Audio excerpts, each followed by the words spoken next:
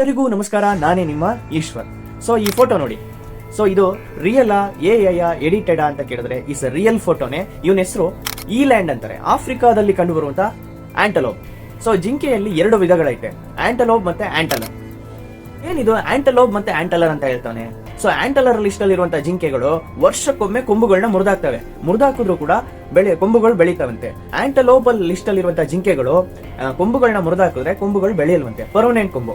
So ಈ ಈಲ್ಯಾಂಡ್ ಹೇಳದ್ನಲ್ಲ, ಇವನ ಹೆಸರು ಈಲ್ಯಾಂಡ್ ಅಂತ. ಸೊ ಇವನಲ್ಲಿರುವಂತಹ ಪ್ಲಸ್ ಮೈನಸ್ ಏನು ಗೊತ್ತಾ ಹೇಳ್ತೀನಿ. ಸೊ ಇವನ ಹೆಸರು ಈಲ್ಯಾಂಡ್ ಅಂತ. 1.5 ಮೀಟರ್ ಕೊಂಬುಗಳನ್ನ ಬೆಳೀತಂತೆ.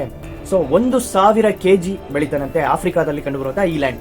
ಸೊ 1,000 kg ಬೆಳೆದ್ರು ಕೂಡ 70 ಕಿಲೋಮೀಟರ್ ವೇಗದಲ್ಲಿ ಓಡ್ತಾನೆ, 7 ಅಡಿ ಜಂಪ್ ಮಾಡ್ತಾನಂತೆ. ಸೊ ಇಷ್ಟು ದೈತ್ಯಾಕಾರವಾಗಿದ್ದೀವಿ, ಜೋರಾಗಿದ್ದೀವಿ, ದಪ್ಪವಾಗಿದ್ದೀವಿ ಅಂತೇಳಿ ಎಲ್ಲಾ ಅರ್ಥವೂ ಜಗಳಕ್ಕೆ ಹೋಯ್ತಾನಂತೆ. ಸೊ ಎಲ್ಲಾ ಅರ್ಥವೂ ಜಗಳಕ್ಕೆ ಹೋಗಿ ಸೋತ್ಕೊಂಡ್ಬರ್ತಾನಂತೆ.